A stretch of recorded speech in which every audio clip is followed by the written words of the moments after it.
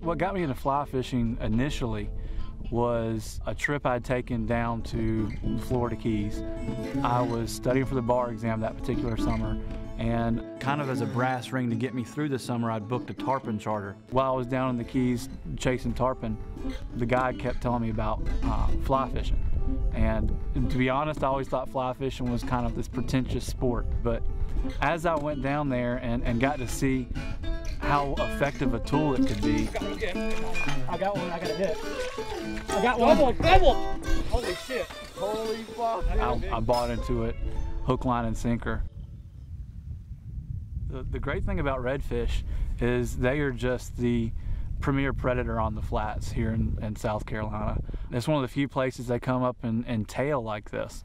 I think for most guys, chasing them here in the grass on the flats is what really captures you. It's different from tarpon, it's different from bonefish. They're still spooky fish, but they're just so ferocious, and when they get on the line, it's indescribable. It gives you that rush every time. Got him.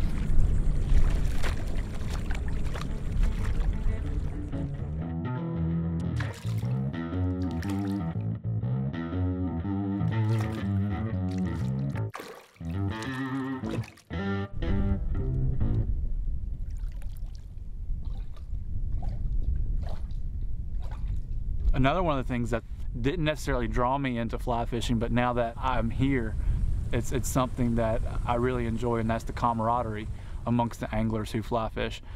Give me just a sec, I'll be there. It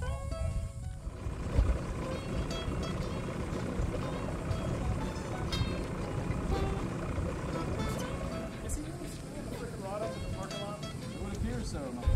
I think he's been drinking. Speaking of which. And you're only as good as the information you're getting from the flats. And unfortunately, none of us, at least no one I know, can do this day in and day out and not have a real job and you know, make money doing it. So you're only as good as the information network you're plugged into. And so you always kind of have this group of guys you fish with.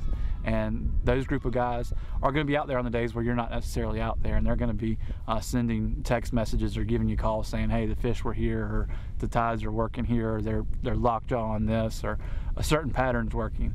And it's plugging into that network of information, and really the happiness you get from, you know, helping friends get on fish, and having friends help you get on fish. It's just as fun watching one of my buddies catch fish as it is for me.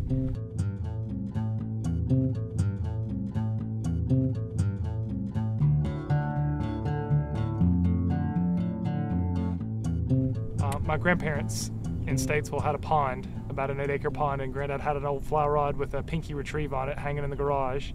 And we used to catch bass and brim with cane poles. As I got older, I asked him about it. He got it down, showed me how to cast it, sorta. He didn't have any idea what a false cast was. He just beat the hell out of the water with it. But I started using that, catching brim. Reading Field and Stream, I got interested in trout. I was only about an hour away from trout water, and when I turned 16, got a driver's license. That was it, trout fishing, all the time. Well, this time of year, we're looking for the bigger spring tides, what we're looking for around the full and the new moons. The wind affects it. You know, if you get an east wind, bigger tides, west wind will push water out, you get less of a tide. But what we're doing is we're looking for a big tide and a hard sand bottom. Usually you can find them around structure like a hammock, spoil islands, and the harder structure you can actually get out and wade. They don't really hide when they're looking. You know, they're pretty obvious. Sometimes they can be a little bit of here and there, but most of the times they're sticking their tail up in the air, so you can really get after them. They'll eat just about anything they can get their hands on. This time of year, they're really focused on the fiddler crabs. Soon we'll get a shrimp run where they're literally just killing the shrimp, chasing the shrimp down the banks. They'll eat mullet, menhaden, pinfish, blue crab. Well, they'll eat whatever they can get their mouth on.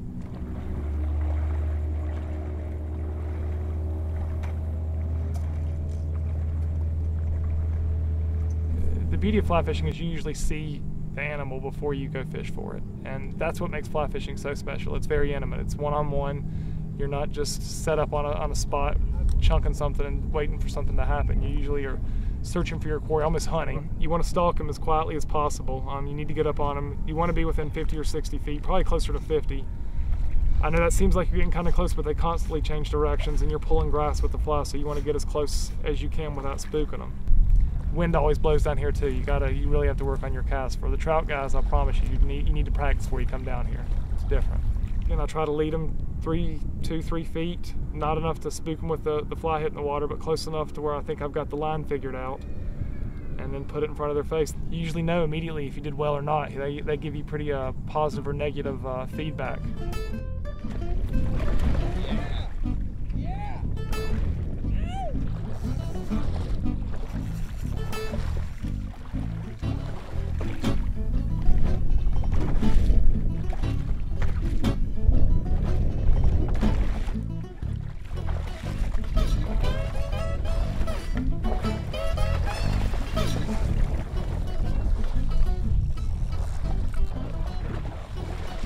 Trying to get deeper water. Yeah! Ha ha ha ha! Woo! I don't know what it is that makes them so addictive, but I can just tell you it is. I don't know. Ask the crack addict why crack's so doggone great. I don't know. But they're red crack crawling through the grass.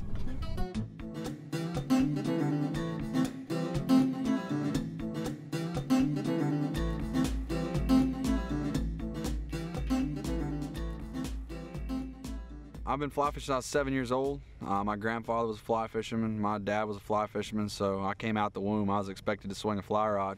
I started when I was a little kid fishing ponds and stuff back in western North Carolina, which is where I'm originally from. Graduated from that to trout, where I worked during high school and early college. I worked as a guide. I worked at a shop, just a shop rat, doing the same thing I do now, just a different location. And I've been fly fishing for about 15 years now, and tying for almost the same amount of time, probably 14 years.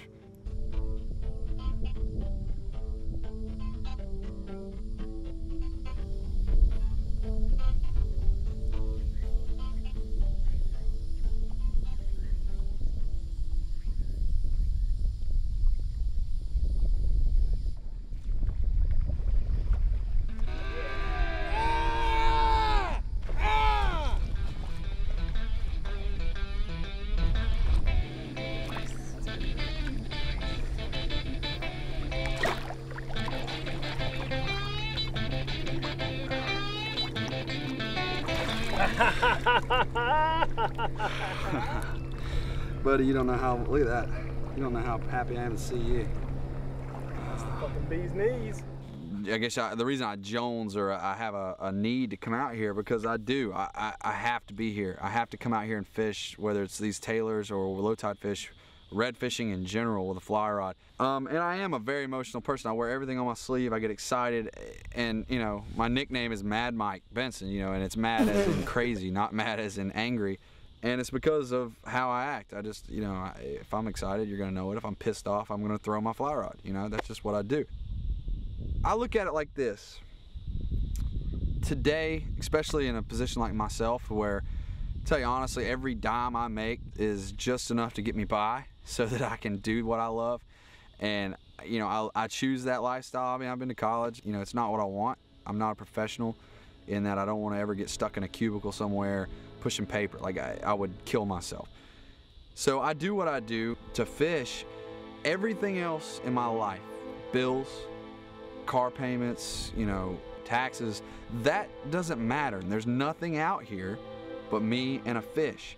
There's nobody gonna call me up saying I owe them money. Nobody gonna jack my truck because I didn't pay the payment. You know, nobody's gonna mess with me out here. And when you get focused on that for a minute, for a second, for, you know, 20 minutes, however long it lasts, you're free. You're released. You've been cut loose from society. You've been cut loose from the world. You don't have any obligation to anybody. You have nothing, but you have everything. And that feeling, man, that feeling, you cannot escape that. You can't get away from it. And what it feels like, that's the draw. The fish have very little to do with it. It's the pursuit that is everything.